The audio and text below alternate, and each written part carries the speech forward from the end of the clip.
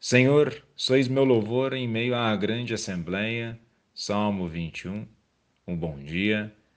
Em nome do Pai, do Filho e do Espírito Santo. Amém. Recorramos sempre à poderosa intercessão de Maria Santíssima, nossa Mãe, e de São José, o Justo. E o Salmo trata a dimensão de permanecer em Deus.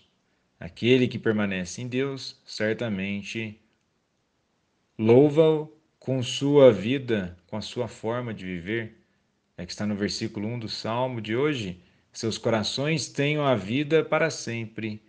E ter a vida para sempre é ter e viver na verdadeira vida, que é o próprio Cristo. Na primeira leitura de hoje, em Atos 9, do versículo 26 ao 31, começa assim: Naqueles dias, Saulo chegou a Jerusalém e procurava juntar-se aos discípulos, mas todos tinham medo dele, pois não acreditavam que ele fosse discípulo. Então Barnabé tomou Saulo consigo, levou aos apóstolos e contou-lhes como Saulo tinha visto o Senhor no caminho, como o Senhor lhe havia falado e como Saulo havia pregado em nome de Jesus publicamente na cidade de Damasco. E aqui temos uma concordância e relação com o Salmo. Agora Saulo está pregando em meio a várias pessoas o nome de Jesus. Ele muda de vida, ele se transforma. Não pela sua capacidade, mas pela graça de Deus. E nesse sentido, aquele que verdadeiramente vive na presença de Deus, não é somente com palavras. E é isso que está na segunda leitura de hoje, na primeira carta de São João, capítulo 3, versículo 18 a 24. Está assim: Filhinhos, não amemos só com palavras e de boca, mas com ações e de verdade. Aí está o critério para saber que somos da verdade e para sossegar diante dele o nosso coração. Pois se o nosso coração nos acusa, Deus é maior que nosso coração e conhece todas as coisas. Caríssimos, se o nosso coração não nos acusa, temos confiança diante de Deus. E repito o que está no versículo 18: Não amemos só com palavras e de boca. Aquele que verdadeiramente faz uma experiência com o ressuscitado, certamente tem a vida modificada, a vida ressuscitada. E no Evangelho de hoje, em João 15, do versículo 1 ao 8, temos um exemplo muito bonito, no qual Jesus se refere a si mesmo como videira e a seu pai como agricultor.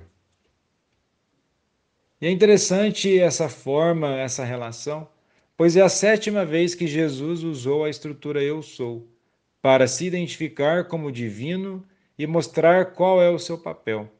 Ele mostra a sua divindade, ele é o provedor de força, é ele quem dá os nutrientes para que possamos dar frutos.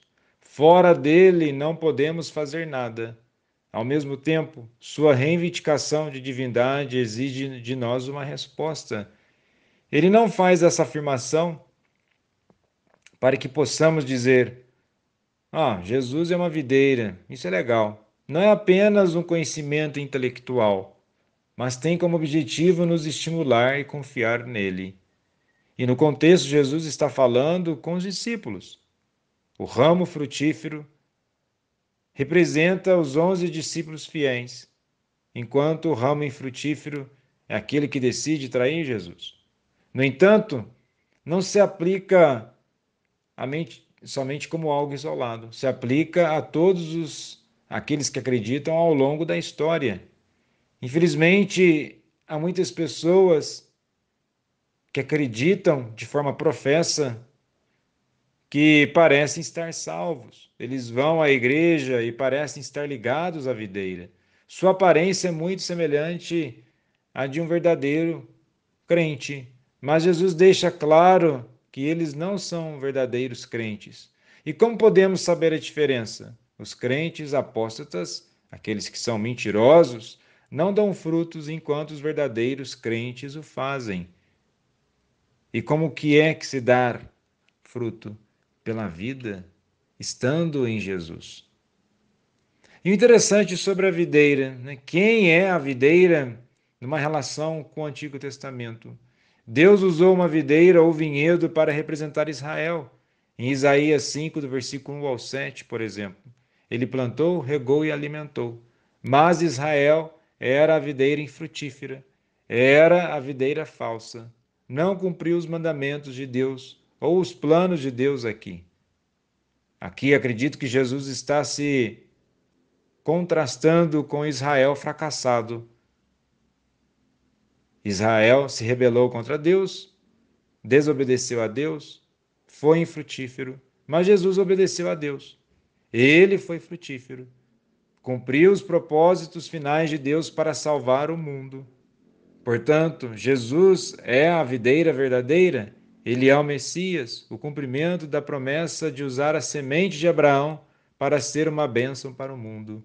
E que nossas vidas em Jesus, por de fato, sendo verdadeiras, sejam frutíferas e não simplesmente uma crença intelectual e motivacional, mas que de fato tenhamos uma conversão profunda. Jesus, manso e humilde de coração, fazei o nosso coração semelhante ao vosso.